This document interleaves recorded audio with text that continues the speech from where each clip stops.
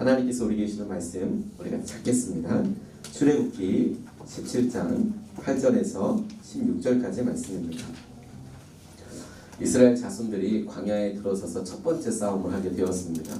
르비딤이라는 이곳까지 오면서 하나님께서 놀라운 기적으로 이스라엘 백성들을 인도하여 하나님께서 전적으로 그들의 삶의 길을 여셨고 이스라엘 백성들은 그 준비된 대로 기적을 경험하면서 한 걸음 한 걸음 나오게 되었죠. 그런데 오늘 이 사건 아말렉과의 전투를 통하여서 이제는 그들에게 하나님께서 일방적으로 예비하신 것이 아니라 그 길을 하나님께서 인도하시더라도 자신의 생명과 자신의 가족과 자신의 소유를 자신의 힘을 이용하여서 능력을 발휘하여서 지켜야 하는 그런 영적인 계기를 오늘 시간에 맞게 되었습니다.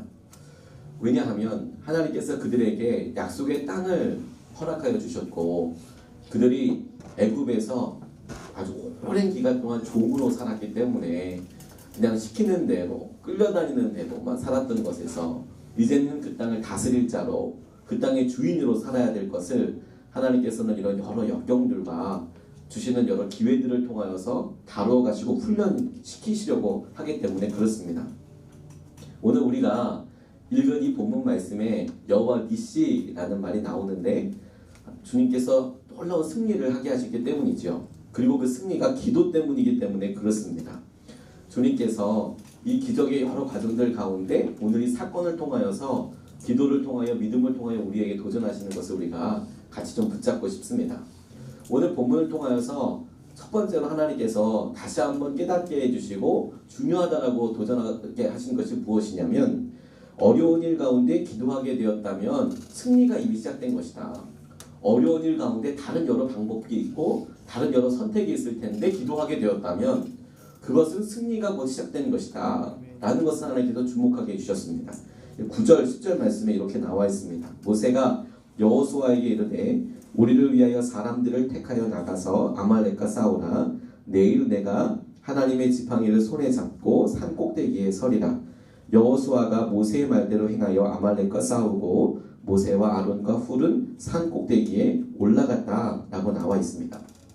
하나님께서 홍해를 가르시고 마른 땅으로 걷게 하여 주셨습니다. 이것은 놀라운 기적 아니겠습니까? 하나님께서 마라의 쓴물을 먹을 수 있는 단물로 바꾸셨습니다. 엄청난 기적 아니겠습니까? 반석을 쳐서 거기서 물이 나오게 하여 주셔서 사람들을 먹이셨습니다. 기적 아니겠습니까? 하늘에서 날마다 양식이 내려서 날마다 하나님의 것으로 하늘의 것으로 공급하고 계십니다. 이것도 놀라운 기적과도 같은 일 아니겠습니까? 기적이지요. 하나님께서 직접 하신 일이 기적이라고 한다면 오늘 모세와 이스라엘 자손들이 기도하기로 결정한 것도 하나님께서 행하신 놀라운 기적이라고 하나님께서 깨닫게 해주셨습니다. 일반적으로 여러분 우리에게 어려움 있고 힘든 일이 있으면 우리는 염려하게 되고 그 일을 어떻게 풀어갈까 사람의 지혜를 구하게 되죠. 그런데 그런 여러 수단들을 포기하고 기도해야 하는 것이다. 이 일이 기도해야만 살 수 있는 것이다 라고 깨달아지게 된 것이 놀랍다라는 것이죠. 중앙영광교회 일본에 있는 현 교회를 섬기고 있는 이용규 선교사님이 본인의 삶에 있어서 있던 이야기를 이렇게 간증하시는 것을 듣고 큰 은혜를 받았습니다. 동경대학교에서 유학하던 시절에 불의의 사고로 하나님을 만나게 되는 엄청난 믿음의 연단을 겪게 되었는데 문제는 가정에 혼자서 하나님을 영접하게 된 것이죠. 아주 철저한 유교 집안이었던 그런 아버지에게 찾아가서 예수님을 믿고 살게 길을 걷겠다고 이야기했더니 그렇게 반대하시더랍니다. 그리고 나중에는 아버지께서 너 선택해라. 너 나를 선택할 거냐? 아니면 네가 믿는 그 종교를 선택할 것이냐? 그런데 목사님께서 저는 주님을 버리실 수 없다. 이렇게 고백하자마자 눈앞이 번쩍하더라는 것이죠. 아버지께서 따귀를 이렇게 확 때리시면서 하신 말이 넌 이제 내 아들 아니다. 나가라. 그리고 의절을 해버리셨다는 겁니다. 유학생활 이어지는 여러 하나님께서 개척하는 과정들을 겪고 있는데 이분이 모든 일가 친척들과 완전히 의절당한 채 그렇게 힘든 시간들을 외롭고 어려운 시간들을 보내고 계셨습니다. 그러다가 시간이 오래 지나서 형님이 한 분 계시는데 사회적으로 엄청난 성공과 대통령상을 받을 정도의 그런 유명한 기업인으로 이렇게 활동하시나 형님께서 갑자기 아프시다고 그래서 안 가볼 수도 없고 고민하다가 용기를 내어서 처음으로 형님 아픈 그 병원에 가서 이렇게 형님을 위로하고 있는데 아버님도 계시고 형님도 그렇게 완강하시다가 갑자기 그렇게 동생이 와 있는 걸 보고 동생한테 멀끔멀끔 쳐다보시면서 버럭 이렇게 소리를 지르시더라는 거죠. 니네 기도 안 하고 여기서 뭐 하나? 이분들이 넌 여기서 네가 목사라면서 기도 안 하고 여기서 뭐 하고 있는 거냐? 본인이 죽을 병에 걸려서 기도하게 되는 기도라도 지금 해달라고 생각하게 되는 거. 이분이 그게 너무 감사하고 하나님께서 그 일을 통하여서 가정을 전도하고 본인의 사역을 열게 되는 그런 계기가 되었더라고 간증하시는 것을 보았습니다. 세상 사람들이 기도하지 않습니다, 여러분. 그런데 우리는 기도해야 한다고 생각하죠. 하나님께서 이것이 기적이라고 말씀하고 계시는 거예요.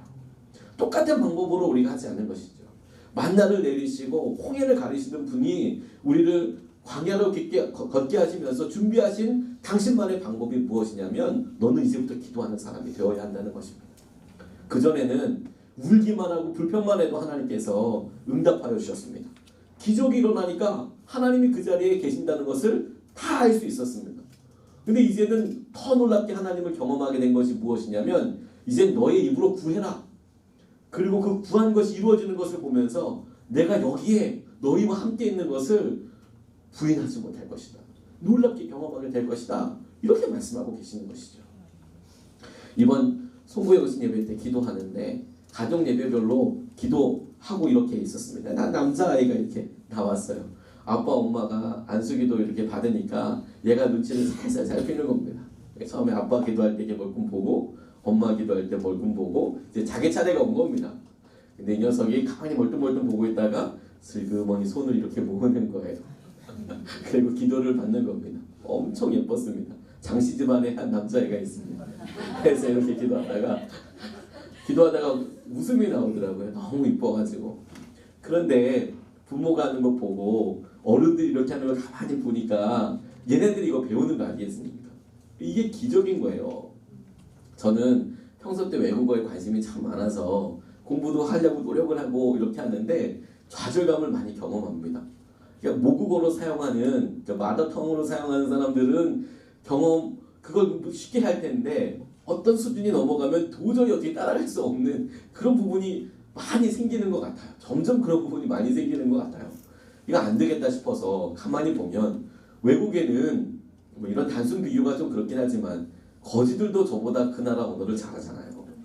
미국에 가면 미국의 거지들이 저보다 영어를 잘하고 뭐 프랑스에 가면 프랑스에서 국어하는 사람이 저보다 불어를 더 잘하고 뭐 이렇지 않습니까? 그런데 이유가 딱 하나밖에 없지 않습니까? 그 사람은 거기서 태어났고 그 나라 그 언어를 많이 썼으니까. 그런데 그런 의미로 아이들을 보면 기적이 일어나는 겁니다. 처음에 태어날 때 아이들이 태어나자마자 엄마 아빠 안녕하세요 이렇게 이야기하는 것이 아니지 않습니까? 처음에는 그냥 무조건 울어 제끼는 겁니다. 울면 그런데 엄마 아빠는 잘 모르겠고 엄마는 기가 막히게 애가 왜 우는지 아는 거죠. 기저귀도 갈아주고 맘마도 주고. 그런데 진짜 기적이 뭐냐면 그 아이에게 그렇게 부모로서의 손길을 주면서 이 엄마 정확하게 말을 하면서 준다는 겁니다.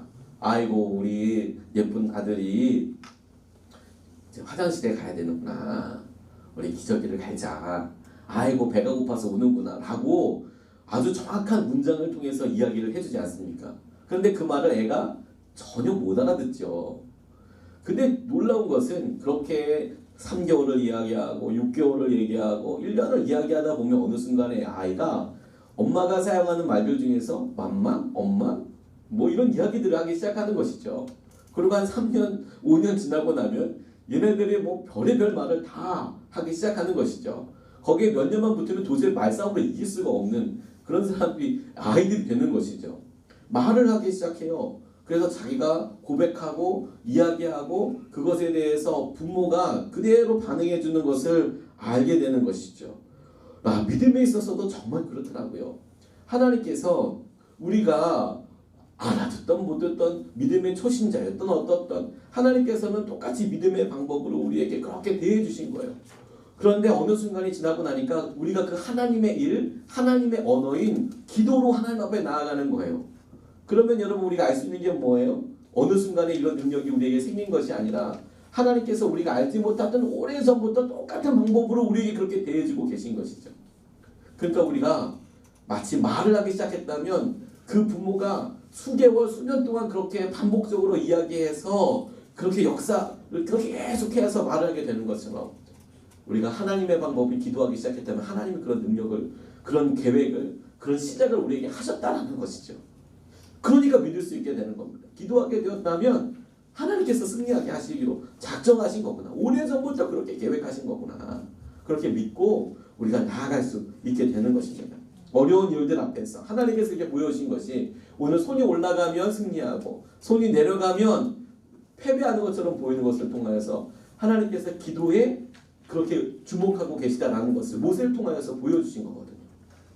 두 번째로 주목하게 된 영적인 진리는 함께하는 것이 기도와에 있어서 함께하는 기도가 승리의 열쇠가 된다는 것입니다. 12절로 13절 말씀에 보니까 모세의 발이 피곤함에 그들이 돌을 가져다가 모세 아래에 놓아 그가 그 위에 앉게 하고 아론과 훌이 한 사람은 이쪽에서 한 사람은 저쪽에서 모세의 손을 붙들고 올렸더니 그 손이 해가 지도록 내려오지 아니한지라 여호수아가 칼날로 아말렉과 그 백성을 쳐서 무찔렀다. 이렇게 나와 있는 것입니다. 하나님께서 모세의 손을 오늘 이 전쟁의 승리의 표징으로 삼으셨습니다. 올라가면 승리고 내려가면 패배하는 것처럼 보이고, 그래서 모세가 기도하는 팔을 내리는 거에 따라서 승리가 오고 가니까 그 옆에 아론과 훌이 얼결에 처음 있는 일이니까 그 모세의 팔을 잡고 그냥 서 있는 것이죠. 그런데 하나님께서 그것을 통해서 이스라엘에게 승리를 주셨다. 내용은 이런데 이 장면을 가만히 생각해보고 묵상해보면 굉장히 놀라운 일이라는 생각이 제게 들었습니다. 아론과 훌의 행동이 모세처럼 기도한 것과는 좀 다르지 않습니까? 모세가 기도해서 승리했다. 이것은 우리가 얼마든지 이해가 되는데 그 옆에 서 있는 사람은 기도한 겁니까? 아니면 뭘 한 걸까요? 라고 생각해 보게 된 거예요. 그런데 하나님께서는 모세가 기도한 것과 그 옆에 서 있는 사람들이 한 모습으로, 한 모양으로, 한 세트로 승리에 있어서 중요하다라고 지금 얘기하는 건 아니겠습니까? 네가 붙잡고 있었던 그것도, 모세가 팔을 내려오게 하지 못한 그것도 굉장히 중요한 승리의 일부분이었다라고 이야기하는 것이죠. 승리의 장면을 이렇게 팍 찍었으면 그 장면이 기억될 만한 미장센이 되게 하시는 거예요. 딱 굉장히 중요한 장면이 되게 하시는 것이죠. 주님께서 마지막으로 겟세마네에서 기도하실 때 그 장면을 떠올리게 됐어요. 제자들을 데리고 가셨습니다. 너무 유명한 부분이죠. 졸았습니다. 3번이나 은혜로 깨우셨습니다. 우리들의 연약함을 보여주는 아주 그런 장면이기도 합니다. 그런데 주님 입장에서 한번 생각해 보게 됐어요. 그렇게 연약하고 그렇게 잘 조는 사람들을 흔들어 깨워서라도 주님은 기도하는 그 자리에 누군가가 있기를 원하신 거 아닙니까? 주님은 그렇게 해서라도 누군가가 기도해 주기를 바라신 거 아니겠습니까?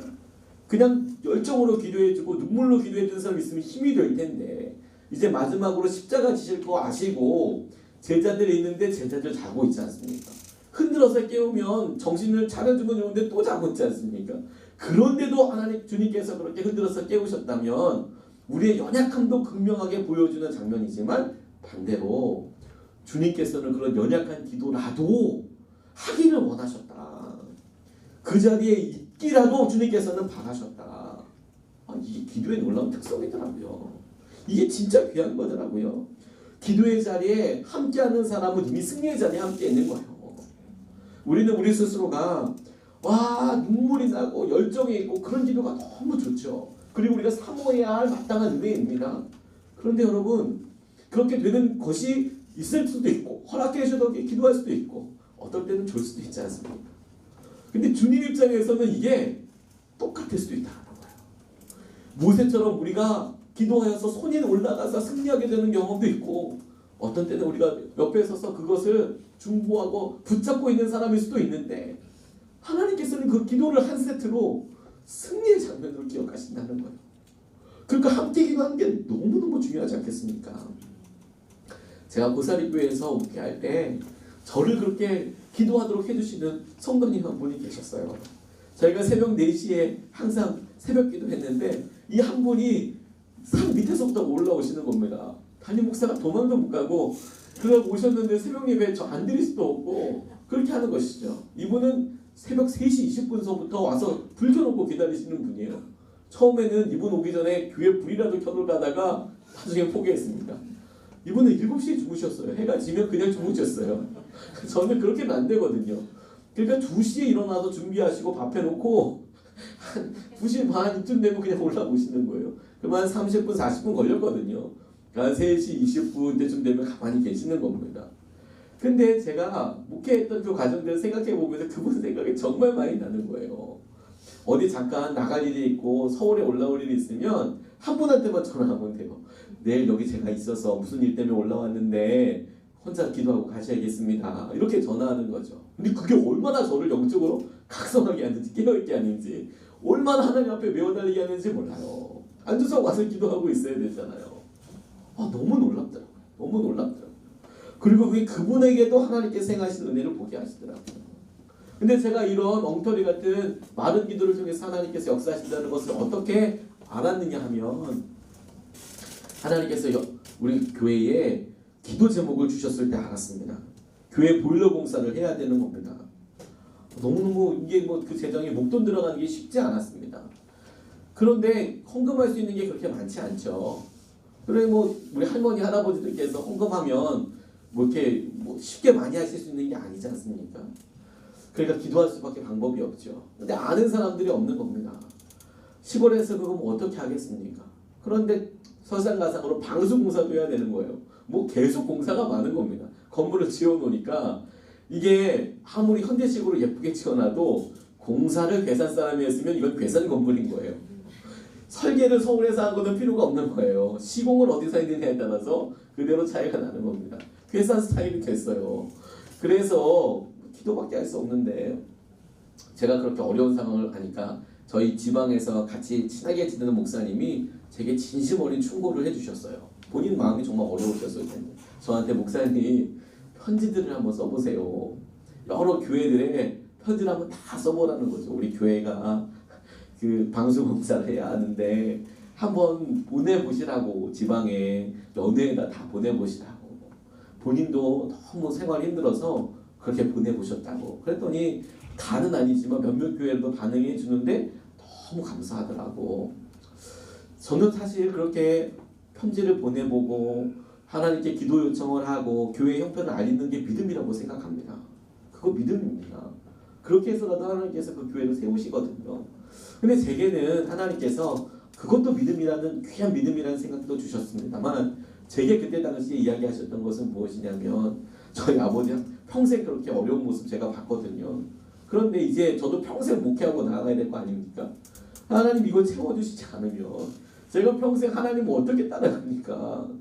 하나님 이렇게 어려울 때마다 매일 편지 써야 되고 이러면 이거 어떻게 내가 하나님 믿고 따라갑니까? 하나님 이거 채워주십시오. 이게 믿음 같지 않습니까? 이렇게 기도하면 눈물이 나고 방언이 터지고 그래야 되는데 실제로 기도는 안 되는 거예요. 이런 기도를 하면서 조는 거죠. 이런 기도를 하면서 이게 몇 시야? 이런 생각을 하게 되는 거예요. 장난해서. 왜냐하면 4시부터 기도하기 시작하면 여러분 열방과 모든 사람에서 다 기도해도 6시까지 되는 게 쉽지가 않아요. 우리 성도들 마을 사람 이름 다 불러도 43명이거든요. 여기 나오신 분들만큼 우리 마을 3마을에 사는 거예요. 이건 진짜 어렵습니다. 이게 기도하는 게. 열방을 해서 기도해도 이게 쉽지가 않아요. 그렇다고 신문 펴놓고 계속 기도하게 되는 게 쉽지가 않지 않습니까? 그러니까 많은 기도가 나오는 거예요. 그 앉아가지고. 응답이 되는지 어쩌는지 계속 기도하더라고요. 그리고 장마는 올라오고요. 근데 하나님께서 그렇게 기도하고 많은 기도 이렇게 드리고 있는데 장마 정선이 거의 다 왔을 때 이제는 안 된다. 이제는 정말 공사해야 된다. 때가 왔을 때 아침에 전화 한 통화 받게 하시더라고요. 한 번도 연락해보지 않은 권사님한테 전화가 왔어요. 오늘 아침에 새벽에 기도하는데 목사님 생각이 많이 났다고 목사님 계좌 하나만 불러달라고. 그리고 보내주신 액수가 방수공사를 해야 하는데 인건비 빼고 딱 재료비만 하나님께서 보내주신 거예요. 그것도 액수가 컸거든요. 인건비는 남는 인력 저 있잖아요. 저 있잖아요. 하나님께 저를 또 귀하게 써주셨어요. 저 고소공포증 있는데 올라가서 정말 주님께 믿음으로 매달리게 해주셨어요. 하나님 어떡해요? 그리고 이제 그 방수공사를 해봤어요. 근데 너무 놀랍더라고요. 교만할 수가 없었던 이유가 뭔지 아십니까? 저는 제가 어떻게 기도했는지 알잖아요. 그런데 이거 기도 안 했으면 하나님께서 공급도 안 해주셨다는 것도 알잖아요. 그러니까 하나님께서 마른 기도로도 눈물의 기도가 아니라 마른 기도도 그렇게 응답해 주신다는 거라고밖에 생각할 수 없겠더라고요. 하나님이 그거 듣고 계시는구나. 응답해 주시는구나. 그러니까 여러분 우리가 이렇게 함께 기도할 때요. 우리가 지금 누군가의 손을 잡아줄 수도 있고요. 그런 손을 잡아주는 것처럼 그냥 와서 내가 지금 이게 뭐 하는 건가. 근데 그 기도가 놀라운 거예요. 마음 안에 우리 가운데 있는 하나님 갈망이 있지만 안 되더라도 기도 자리에 나와 있는 게 정말 놀라운 거예요. 그게 하나님께서 역사하실 수 있는 거거든요. 승리가 시작된 거거든요. 저는 우리 예수님의 사람들 교회가 이렇게 특세를 시작하고 함께 모인 것 자체로 하나님께서 하나님의 일을 시작하신 거라고 믿고 있어요. 하나님이 정말 역사하실 거거든요. 기도의 자리를 사모하시길 축복합니다. 그런데 여러분 자신의 기도가 온전한 승리로 정말 이어지고 싶다면 주위에 팔 붙잡을 사람이라도 함께 기도할 사람이라도 그 사람 때문에 내가 기도의 자리에 가야만 하는 이유라도 한번 만들어 보십시오. 하나님께서 그 기도를 잊지 않으십니다. 능력이 되게 하여 주실 것입니다. 오늘 이 시간에 우리가 말씀 붙잡고 같이 기도에 대해서 같이 기도하고 싶습니다.